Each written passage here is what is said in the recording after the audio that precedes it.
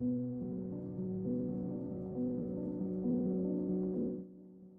ini dibuka dengan menampilkan seorang wanita yang pulang dari kerjanya dan memasuki sebuah apartemen menuju ke kamarnya.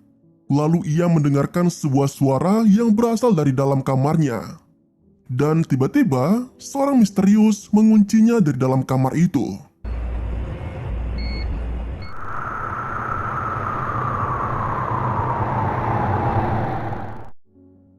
Cerita ini akan berfokus ke seorang wanita bernama Cho.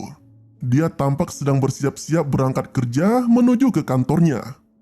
Saat keluar dari pintu kamarnya, ia mendapati ada yang aneh dengan pengaman pintu di ruangannya itu. Tampak ada seseorang yang mencoba memasukkan pin pintu kamarnya.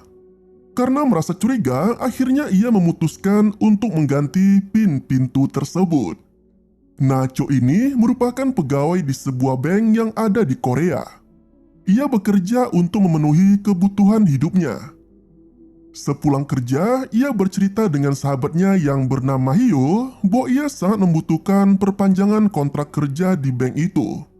Hyo pun memberitahukan bahwa Cho sangat berpotensi untuk mendapatkan perpanjangan kerja, sekaligus menjadi pegawai tetap di bank itu, jika ia mampu meningkatkan kinerjanya. Mendengar penuturan sahabatnya itu, Cho pun tampak sangat bersemangat. Sesampainya di apartemen, ia mendapatkan sebuah paket dari orang yang tak dikenal. Ternyata orang yang mengirim paket itu merupakan ibunya. Ibunya menuliskan surat di depan pintu kamarnya. Namun, ada yang membuat Cho curiga, yang mana pengaman pintunya selalu terbuka ketika ia pulang dari kerja. Padahal ia selalu menutupnya ketika selesai mengunci pengaman pintu itu. Dan karena lelah bekerja, Cho pun langsung tidur. Suara ketukan pintu terdengar dari luar kamarnya. Cho yang saat ini telah terbaring di ranjangnya, ia pun beranjak menghampiri pintu itu. Namun setelah ia intip keluar, tidak ada satupun orang yang ada di sana. Namun ia menemukan puntung rokok tepat berada di depan pintu kamarnya. Karena takut terjadi sesuatu, ia pun melaporkan kejadian itu ke petugas keamanan. Namun petugas itu tidak menindaklanjuti kasus itu, dikarenakan tidak adanya sesuatu yang terjadi. Cho pun kembali tidur dengan rasa takut yang masih terbenam di benaknya. Dan seorang misterius tampak sedang berada seranjang dengan Cho yang tengah tertidur pulas. Pagi harinya ia bertemu dengan Han yang merupakan petugas kebersihan di apartemen itu. Cho sempat menanyakan perihal rekaman kamera CCTV kepada Han dan menceritakan tentang seseorang yang mencoba masuk ke kamarnya. Namun karena ia buru-buru berangkat kerja, Cho pun tidak jadi meminta rekaman itu. Jadi selama ini Cho telah merasa nggak nyaman tinggal di apartemennya. Untuk itu ia pun mencoba menyewa apartemen baru. Namun biayanya lebih mahal dari apartemen yang saat ini ia tempati. Ia pun menceritakannya kepada Hyo. Cho juga merasakan ada yang tidak beres dari apartemennya saat ini. Setiap kali ia bangun tidur, selalu merasa lelah dan pusing. Hyo menyarankan kepadanya untuk segera menikah saja dan membeli rumah baru. Dan itu adalah solusi yang sangat mantap dari Hyo. Kemudian di kantornya, ia mendapati salah seorang nasabah yang bernama Kim, yang ternyata merupakan tetangganya. Cho mencoba mencairkan suasana dengan menanyai tentang keseharian Kim. Namun karena Kim ini orangnya baperan, Kim malah mengajak Cho untuk minum kopi bersama. Cho yang tak berniat untuk minum kopi dengan Kim, ia pun mencoba mengalihkan pembicaraan. Namun Kim merasa bahwa dirinya ditolak oleh Cho. Dia pun malah meneriaki wanita itu dengan kata-kata kasar. Sontak, hal itu membuat sisi kantor menoleh kepadanya. Beruntung, Sung datang dan memanggil security untuk mengusir Kim pergi. Cho pun sangat malu dibuatnya. Sesampainya di apartemen, ia mendapati bawahan yang kerja shift malam dimarahi oleh atasannya karena kinerjanya yang kurang baik. Kemudian Cho yang sudah lelah kerja seharian, ia pun langsung tidur begitu saja. Sesaat setelah ia tidur, seseorang keluar dari bawah ranjangnya. Dan orang itu memberi Cho semacam obat bius untuk membuatnya tak sadarkan diri dalam waktu tertentu. Nah, tampaknya pria tersebut membajak sawah milik Cho setiap hari tanpa sepengetahuan Cho. Dari sini kita pun menjadi tahu mengapa Cho selalu merasa pusing setiap kali ia bangun tidur dan merasa sangat lemas. Kemudian sesampai di kantornya, Cho dipanggil oleh atasannya yang mana atas kinerjanya yang baik, Cho pun menjadi pegawai tetap dan gajinya pun dinaikkan. Saat lembur kerja, ia mendapatkan sebuah panggilan dari orang yang tak dikenal.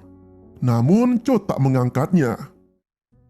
Di tepi jalan, Kim kembali mendatangi Cho dan kali ini ia mengajak Cho untuk pulang bersamanya. Karena tak ingin terjadi sesuatu padanya, Cho pun menolaknya. Namun, Kim menahan Cho dengan tangannya dan memaksanya untuk pulang bersama-sama. Beruntung Sung datang dan mengancam Kim jika ia berani mendekati Cho lagi. Cho pun diantar oleh Sung ke apartemennya. Singkat cerita, Cho telah sampai di apartemennya. Namun listrik yang ada di kamarnya tiba-tiba mati dan seseorang mengetuk pintu dari luar. Ternyata orang itu adalah Sung yang mengantarkan dompet Cho yang tertinggal di mobilnya. Karena melihat bahwa lampu di ruangan Cho mati, Sung mencoba mencari tahu penyebabnya. Dan setelah diselidiki, ternyata saklar terminal utama yang ada di ruangan itu mati. Nah, setelah berhasil menghidupkan lampu, Cho pun merasa berterima kasih karena Sung telah membantunya. Cho pun menawarkan kopi kepada Sung. Saat Sung sedang cuci tangan, Cho mempertanyakan bagaimana Sung bisa tahu nomor apartemen miliknya.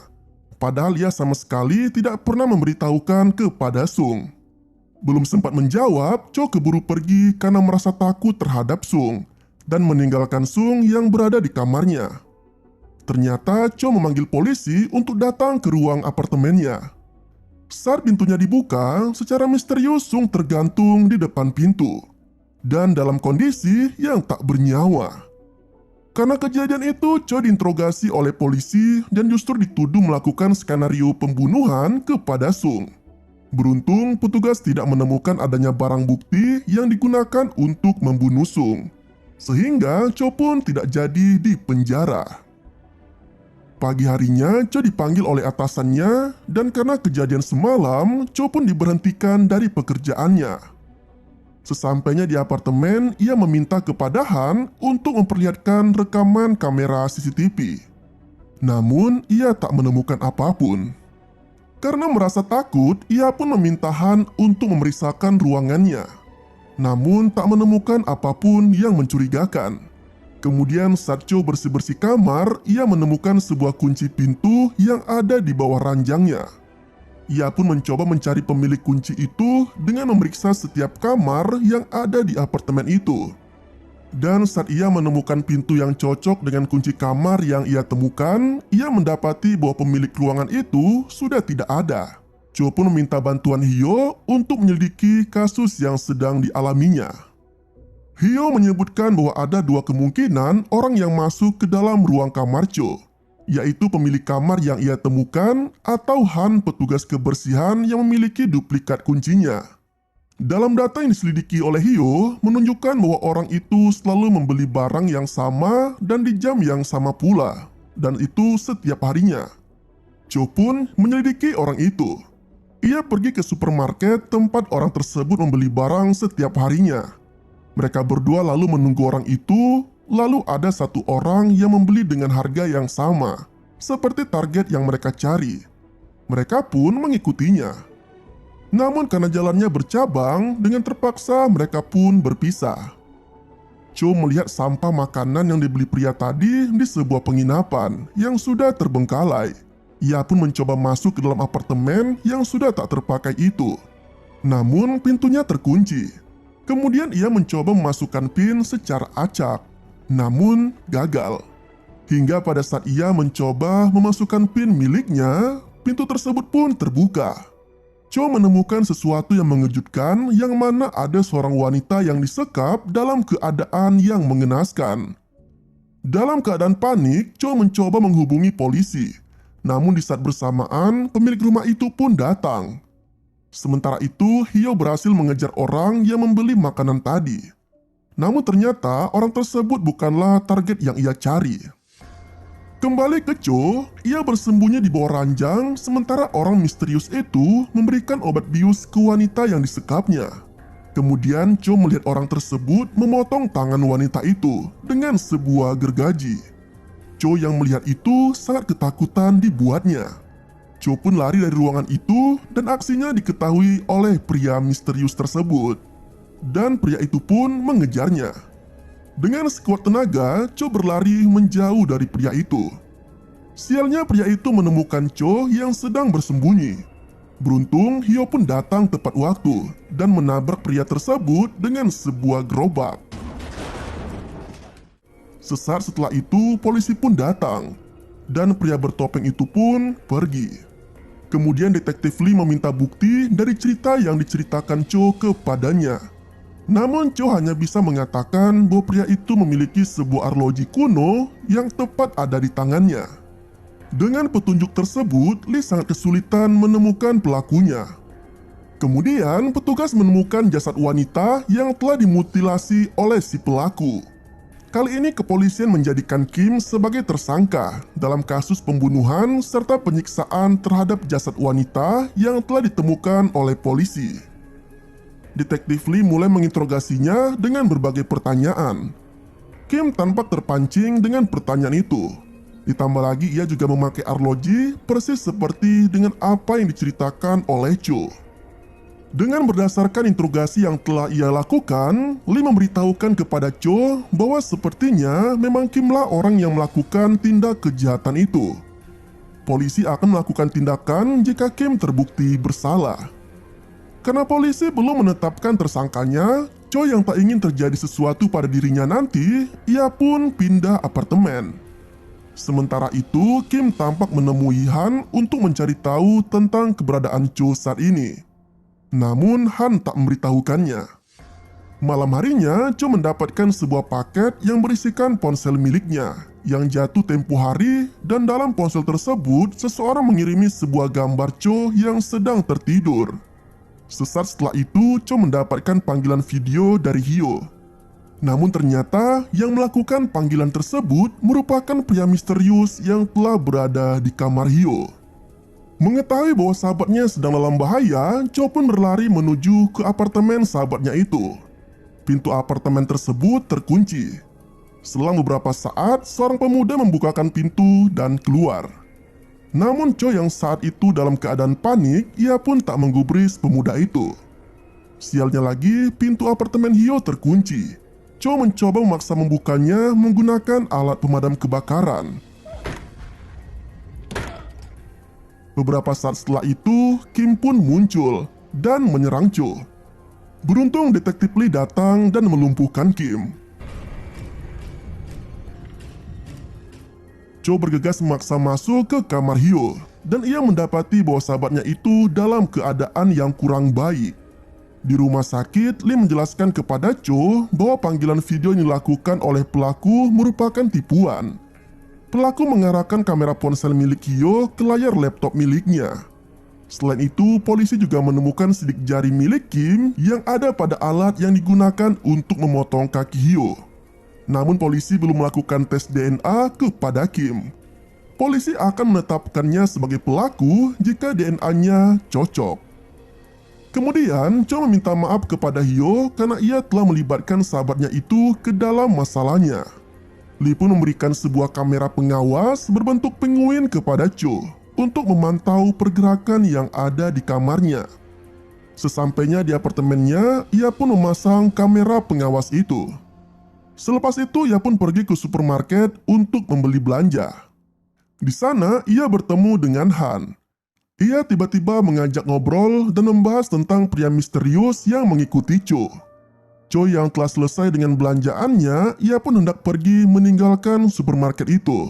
Namun tak disangka-sangka, Han membeli barang yang sama seperti yang dibeli pria misterius itu.